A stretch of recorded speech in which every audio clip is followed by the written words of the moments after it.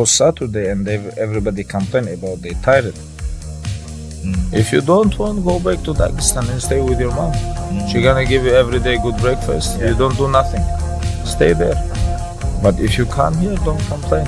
You wanna become best. You wanna become champion. And now you wanna say like you tired. Who cares? You tired or not? Nobody cares about you. You wanna become world champion. You wanna call yourself world champ. Who cares who's gonna be your opponent? Bring King Kong. If he can make 155, I'm gonna fight with him. If you're gonna watch fight, you just watch fight.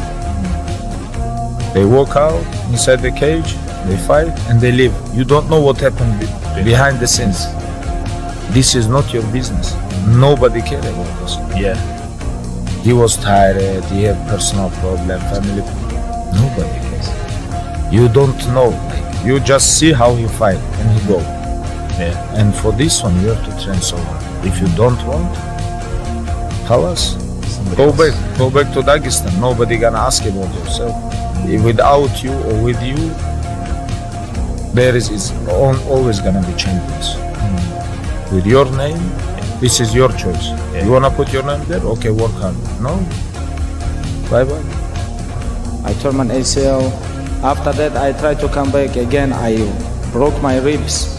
It was very difficult time for me. You know, I remember when I was talking with my father, maybe it's like, maybe I should like retire. What do you think? Like, because I'm tired again, surgery, you know. And he said like, if you wanna give up, you can give up. This is your choice. You can do whatever you want, but you cannot give up, you know. And this give me like crazy motivation. I never give up. I never even remember I give up in training, top, or like in amateur career, professional career, in the gym. Never in my life. A lot of people ask me, you proud of something? I'm very proud of. I never give up.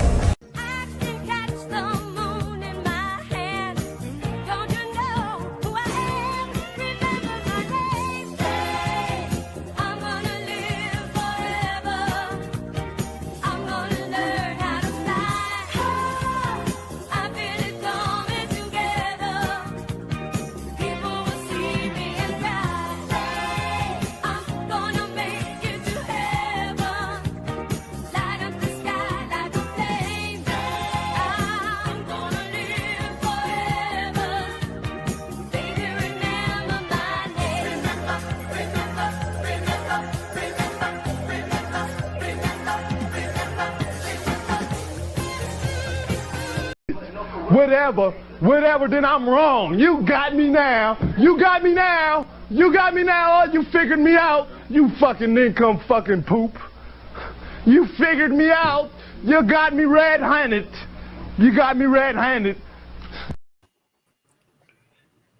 Hey, you know exactly what time it is, man. It's the MK Podcast, episode number 20, and I got the content. So today we're going to be reacting to Ryan Garcia's recent loss. We're going to be talking about reacting to a video called Being Retarded Gets Your Head in 99% of Men. We're going to talk about the Bo Nickal hype train that got derailed. Then we're going to also check out a small snippet of David Goggins' interview. And also we're going to react to some of Andrew Tate's latest tweets. So with that being said, get ready. We got a lot of shit to gander at. So with that being said, pass the mic over to Kane. What you got to say to the folks out there, man, out yonder? You already know what it is, man. Make sure y'all grab y'all snacks, y'all drinks, y'all weed, whatever the case may be, because we finna get right in this episode, man. We're back here to serve some more game on the ground for them hungry hounds. So just get up the pound and we're ready for the next round. And yes, I said that shit all backwards, but who cares? Because we finna get into it anyways. So with that being said, man, Ryan Garcia took a very upset of a defeat. You know, he kind of came out flat, didn't really deliver. You know, he said it had a lot to do with the atmosphere, the environment. You know, they were fighting outside, and he just, a long training camp, nothing really clicked in the way that it needed to. So he went out there, didn't make no excuses, didn't make up no fake injuries. None of that, just went out and, you know, fought. And he got dropped in the second round, and he could have just stayed down like a bitch. But he got back up, and he did the dance. It's safe to say. I'd say he did the dance, at least for the entirety of the fight. Would we have liked to see the electric Ryan Garcia? Maybe not so much with the crashing out, but with the style and power that he usually brings, yes. But Rolly Romero was able to execute a game plan that nullified his hook. So you got to give all props to him. Devin Haney, he didn't look any different. And if it wasn't for the clinch, I think he should go and do Muay Thai, the way his ass loves clinching. Because whenever he gets punched, that nigga looks like he's going to fall with every single jab. But, with that being said, I'm excited to see the rematch if they go that route. Unless Ryan feels like he wants to get his get back at Rolly. But I will say they need to go in an arena. Like, it's cool that they did that for the fans, bro. But do that shit for the up-and-coming fighters. I think that would be cool to have up-and-coming fighters out there and prove themselves in front of small crowds, because that felt a lot more like a video game DLC map amateur hour. So it was cool that y'all set that up, but save that shit for the movies. I'm going to send this over to Kane. I'm going to let him say what he's got to say pertaining to the Ryan Garcia fight. And the song that he came out to was badass, too. It seemed like he was paying a homage to Sean O'Malley. So you got to let us see. Yeah, no, that's facts, man. It sucked to watch, but at the end of the day, I mean, if you're just watching, then you can't really say anything because you're not the one that's out there in the ring. Yeah, we wanted to see the lightning fast Ryan Garcia with the crazy power that he has, but it just wasn't him that night. It is what it is. He's gonna move on. He's gonna get back into the gym and train if that's what he wants to do, and he's gonna come back even stronger. I do think that him and Rolly should rematch later on down the line. Right now, I still want to see Ryan and Haney rematch because, that Devin Haney match was not it. The one that was not it. Boy, that boy fought worse than KSI did. So with that being said, no, man, you got to give your props to Ryan and to Rolly at the end of the day, because they both went out there, they both stood on business. Ryan got back up after getting knocked down. Rolly was able to counteract his hook pretty much every time. So, yeah, man, it is what it is. Hopefully they rematch later on down the line, but for now, we move forward to what's next. Next, man, we got to talk about Bo Nickal, man. Hype train. I rock with him saluting Jesus Christ. I rock with him paying homage to Trump. But he's had a very prideful spirit ever since he came into the UFC because he's a D1 wrestler. What y'all have to understand, bro, is it don't matter what your credentials are coming into MMA. MMA is not wrestling. It's not boxing. It's mixed martial arts. So if you don't have a complete game, you're going to be exposed. And, Riddler, whatever the hell his name is, he was a double champ and fucking 1FC. So he stomped down. He's been battle tested. And we see what he did to Kevin Holland last fight. So this is obviously someone who takes it serious. Bo Nickal, this is a guy who said he would steamroll Hamza. He should be a minus 1,000 favorite, blah, blah, blah, blah, blah. He looked small out there, bro. He did not look like he needs to be a middleweight. He had to cut all the way from 220 pounds to 180 to make the fight, but he's a small ass. He looks like he should be a welterweight. Like, the way he looked out there was what I feel like Colby would look like if he tried to go to middleweight. It just would not be good. But, he took a knee to the liver and it KO'd him. And that's a different type of KO because, like, headshot KOs is one thing, but when a nigga knees you in your shit and you can't do nothing but fall, now you don't talk so much shit about Ryan Garcia because it's like it just hits a switch. So, man, Bo Nickal lost, but it doesn't mean that he still can't go out there and become a champ. Doesn't mean that he can't go out there and improve. A lot of times y'all say hype train derail because someone loses a fight. I rock with Bo Nickal, and I believe that he's going to get back in the lab, and this is going to humble him. Maybe, Jesus wanted to humble him. Like, bro, you're not that guy. Like, you need to really get it together, and you need to understand that it's okay to be confident, but just automatically saying, like, man, yeah, it's going to be this and that. That's cool, because if you win, you're a superstar. But if you lose, everybody's talking shit about you. That's why, like, I rock with Alex Pereira, because he doesn't talk shit. So when he wins or loses, it's just like it is what it is. But when you talk a big game and you don't win, man, it looks bad. It's kind of like how Bill Haney was talking up Devin Haney, and then he went out there and did that shit. Like, it just makes you look goofy. But to the people who respect the game, they understand you win some, you lose some, and you can come back. But to the critics, you're just giving them ammunition. So what do you have to say about that? That's 100% facts, bro. And I think Honestly, I think that's probably part of the reason why Bryce Mitchell lost his last fight is because, uh, God hates a proud soul. And so whenever you say that you rock with God and you worship Jesus Christ, but you're out here, you got a prideful ass mentality, he's still going to humble you. He's still going to bring you back down to earth. And that's just something that you got to understand. And I think Alex Pereira understands that. That's why he doesn't, talk all that talk. He just says whatever he feels like he should say in that moment and just keeps it pushing, goes out there and wins most of the times. Every now and then he might lose, but um, I mean, that's part of the game. People sit around and talk about hype trains and all that, but every celebrity has had a hype train. Everybody says that the hype train for that celebrity has been derailed because of one thing, whether it's a fighter that lost or a celebrity who had a song that flopped or whatever the case may be.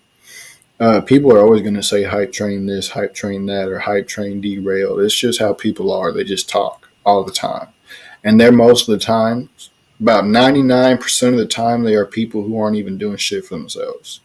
All they're doing is just talking so they can feel better about them not having nothing going on in their own lives. 100% facts, man. So with that being said, we're about to react to a video called Being Retarded Gets You Ahead of 99% of Men. So we're going to check this out, unbiased, obviously, and I'm going to let Kane break it down and see what he thinks about this. So without further ado, let's go, man. And shout out to Elijah Long. If I said your name wrong, my bad, bro. What's up, brothers? Hope you're doing amazing. Let me tell you, retard maxing is the ultimate white pill. And when I say be retarded, I feel like I need to break this down for you. So here's a guide on how to be a retard in the modern day. As my good friend Killian in our High Thermos Brotherhood said, he said, listen, you guys aren't dumb. You have common sense. Retard maxing should be applied very liberally. First off, this is our guide. You use your common sense, but you don't abide by what your parents think. You're not living your life for your parents. You're not living your life to impress other people. You're not going with society standards. That is the essence to retard maxing. The ultimate white pill. You should approach actions 95% of the time with a retarded sense of confidence that whatever you start, you don't see the end.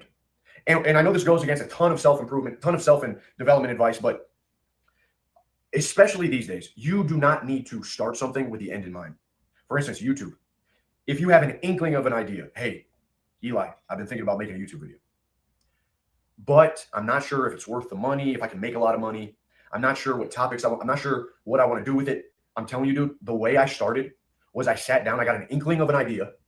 Inkling maxing goes hand in hand with retard maxing. You should follow your intuition. I had the intuitive desire. My gut told me, hey, sit down and talk about some ideas that are going on in your head. I'm telling you guys, honestly, I never thought, oh, one day I'm gonna make a video and then that's gonna lead me to getting this many subscribers, and then I'm gonna get a plaque, and then I'm gonna start a brotherhood, and then I'm gonna have meetups and stuff. And I never thought about any of that. I had an inkling of an idea. Hey, I'm gonna sit down and I got some ideas on my head. Let me just put them out there. And I did that. Here we are, nearly a decade later. Subscribers be damned. First off, I think YouTube has put me in like a purgatory. Okay. I'm telling you, my subscriber count has just been here and then just slowly declining because a lot of people got mad when I fully retard max. And I said that your walking routine, walking around your neighborhood is a sign of depression, and it's a sign of being stuck. Something to think about there. So I started making the videos, and I recommend that you do the same. I know so many guys, hey man, I want to like Trav, I want to start maybe doing, do it. Okay. You can retard max by quitting your job. If you're in a scenario where you hate your job, dude, what else is going to knock you off of that merry-go-round? And the merry-go-round is a great analogy because the merry-go-round has a bunch of nice little decorative horses. These unicorns. It's a comfy little ride, a merry-go-round, little music playing. You can listen to your Spotify. You can go to your gym. You can hit up the strip club. The poles on the merry-go-round. Hit up the strip club. You can live a pretty comfy existence, just getting by. But you know what? It's a merry-go-round. It's not getting you off. It's not getting you anywhere. So life sometimes has to wallop you upside the head. I think a good way to do that is two things I mentioned: moving out of your parents' house and quitting your job. But it's not for the faint of heart. It is for the person that says, I'm willing to take a risk, which is rule 1 in our High Demons Brotherhood. I'm willing to take a risk because I'm certain that I have the abilities to handle the consequences. That by me taking a risk, by me having a fresh slate, by me maybe descending, I may hit the bottom, but I have the capacity to bounce. And that's the key to retard maxing, is that whatever you do, whatever life throws at you, you have the ability to bounce back. Okay, that's really what Thumos is, dude. There's no loss. What you think so far?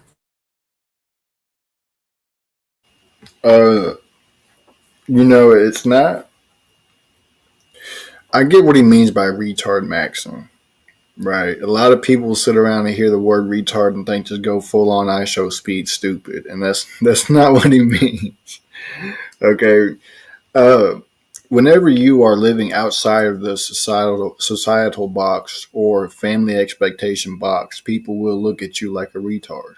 Oh, you don't fit in. You're a fucking retard.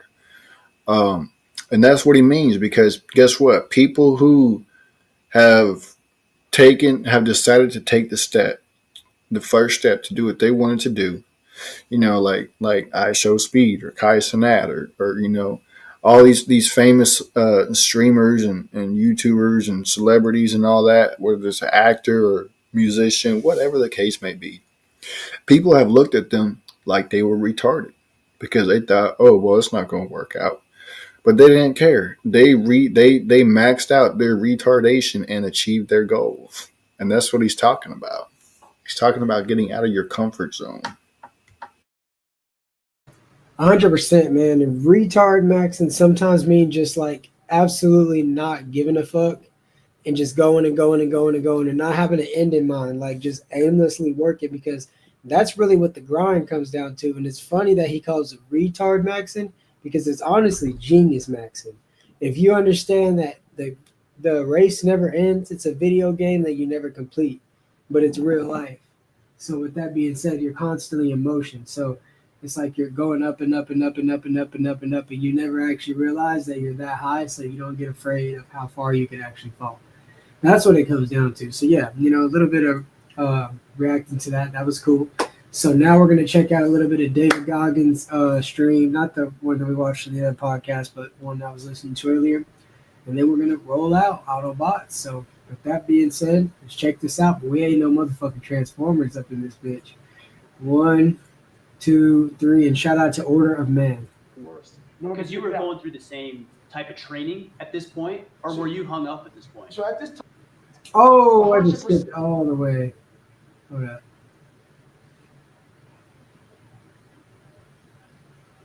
Worse. Because you were going through the same type of training at this point, or were you hung up at this point? So at this time, I'd already done like 19 years in the military. Yeah. I had done all these ultra races and all this other shit. So I had gone through the gamut. But no one knew that every time I got to the start line of ultra race, I was fucking broken at the start line. So I didn't go to ultra race like, oh, I'm healthy, I'm ready to go, I'm all juiced up. No, I went to start line every damn race I ever did, broken. A lot of times I went to start line with stress fractures, compression tape on. If you look at me in that Badwater tape, my first Badwater, you can see at the end of Badwater, there's a video before I get interviewed. They're taking off the compression tape.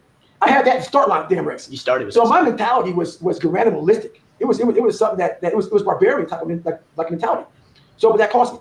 It cost me a lot. But and that's what happened to my body. My body slowly started to literally choke itself out. So I lost 2 inches of my height due to that psoas muscle, that's T12, just gripping down. So what you see here, all these little leopard spots on my body, is basically, as I started opening my body back up, infection and shit started coming out everywhere. So I got to the point that I hid it from the SEAL teams for a long time.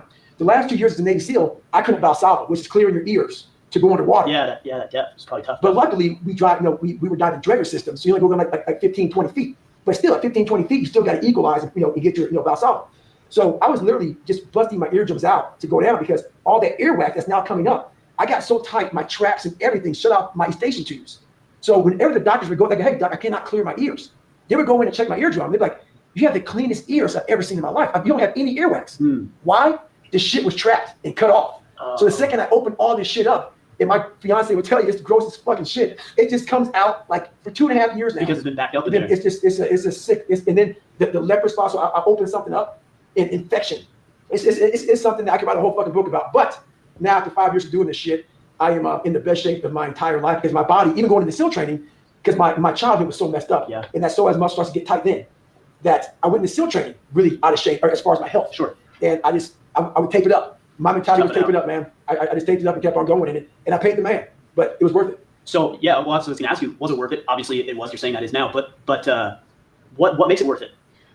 When you look in that mirror for so long and you're lying to yourself, you're lying to people, because I grew up in such a hostile environment for my dad beating the shit out of me. When you don't know right from wrong and you're just getting the shit kicked out of you because your dad's an alcoholic and all he does is beat you to death because that's what he does. Mm-hmm. And as a kid, you don't know up from down, right from left, right and wrong. And you grow up in this very misguided way of thinking. All you want to do is change your circumstances. And in that circumstances, your mom is in that also. So your mom, who's a good woman, you see her start to change. She starts to get lost in the violence of my father. So now you're in this hellhole, and this is where you live, and this is where you exist. So now to find myself, there was no mentors for me. There was no one that said, hey, this is how you do this. You know, I pretty much skipped all of school. I cheated all through school. I didn't know what the fuck I was doing. It was like having a kid and putting that motherfucker in the sewer and saying, I hope you fucking come out one day. That was my mentality. So I had to literally talk about, you know, a man. I had to make a man in what I thought a man was supposed to be in my mind. I created what I thought a man was supposed to be in my mind. And that's what I started doing. So I looked at myself in the mirror. And when I looked at myself in the mirror, man, I wasn't proud of who I was. And I kept on backsliding. And I made a decision. And I was 297 pounds. I gained 125 pounds. I was 175 to 297. Had left the military, left the Air Force, and I was working for Ecolab at $1,000 a month. I was at the bottom of the fucking barrel. I'd become exactly what life had made me. And what I had made me too. I said, I'm going to die trying. I don't give a fuck what it does to me. I don't give a fuck if I break myself off. I don't care if I lose legs. I don't care if I have stretch. I don't care what it is. I don't care how much pain I go through. I don't care if this reflection in the mirror will change or I will die trying. I will die. What do you think about that? That shit's crazy. Oh yeah, bro. It's when people talk about how, you know, they're suffering, this, that, and the third, and life is hard. Your life ain't hard until you've heard David Goggins' story. The way he came up, the things that he went through, having an abusive dad, a mother who is just trying to navigate her way through an abusive relationship while trying to protect her son, ending up, you know, not really, I guess, fully being there for him having to figure his own life out, having to explore manhood and figure out what it means to be a man, without somebody there to tell him, you know, this is what you're supposed to do as a man, or this is how you're supposed to act. That's a hard life. And especially when you have nobody else to look up to. And that's the issue that a lot of people have these days that lands them in prison, is because they're looking up to all these other people who are out here running in the streets doing all this, that, and third, because they have nobody in their life. They don't have a mentor to tell them that this is how they're supposed to be or this is what they're supposed to do as a man. They don't. And so David Goggins made the choice that he was pretty much going to be his own mentor and become who he thought that he should be. How hard it was, you know, you heard him say it, he backslided over and over and over and over again. But he told himself that he said that he was unhappy with the way he looked. He did not like the man in the mirror. And so he said that either the reflection will change or he's going to die trying. And that's what it takes. That's really what it takes to be able to make it out here, is you have to work or you have to die trying. You know, it's just like that movie, Get Rich or Die Trying. That's 100% facts. Yep. And with that being said, man, we're going to go ahead and conclude the episode. Shout out to everybody that tuned in. And with that being said, I'll be going live on TikTok in the next 10 to 15 minutes, probably in the next 5, actually. So with that being said, Kane, say your last words, and then we're going to roll out to my debut song, Espresso. Let's go. You already know what it is, man. Make sure y'all share with your friends, your families, your mummies, your aunties and grannies, and everybody else that y'all know. And with that being said, we finna get up on out of here.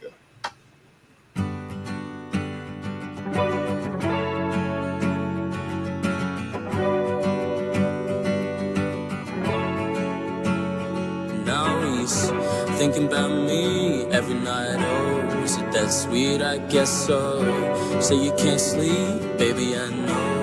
That's that me espresso.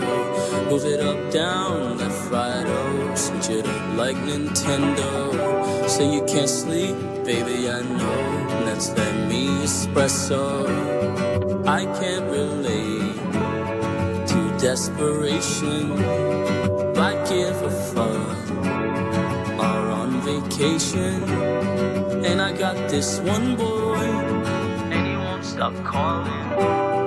When they act this way, I know I got him. Too bad your ex don't do it for you. Walked in and drinking Trudy for you. Soft skin and not perfumed for you. I know my Mountain Dew it for you. That morning coffee brewed it for you. Sun touch and not brand new it for you. Now he's thinking about me every night. Oh, is it that sweet? I guess so. Say you can't sleep, baby, I know. That's that me espresso. Move it up, down, left, right, oh. Switch it up like Nintendo. Say you can't sleep, baby, I know. That's that me espresso.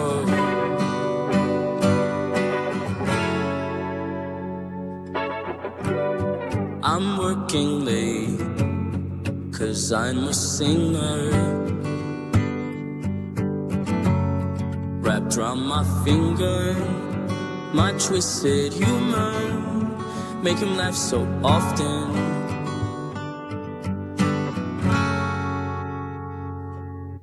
Too bad your ex don't do it for you. Walked in and drinking Trudy for you. Soft skin and not perfumed for you. I know a Mountain Dew it for you. Fam morning coffee brewed it for you. One touch and not brand new it for you. Now he's thinking about me every night. Oh, isn't that sweet? I guess so. Say you can't sleep, baby, I know. That's that me espresso. Move it up, down, left, right, oh. Switch it up like Nintendo. So you can't sleep, baby, I know. That's that me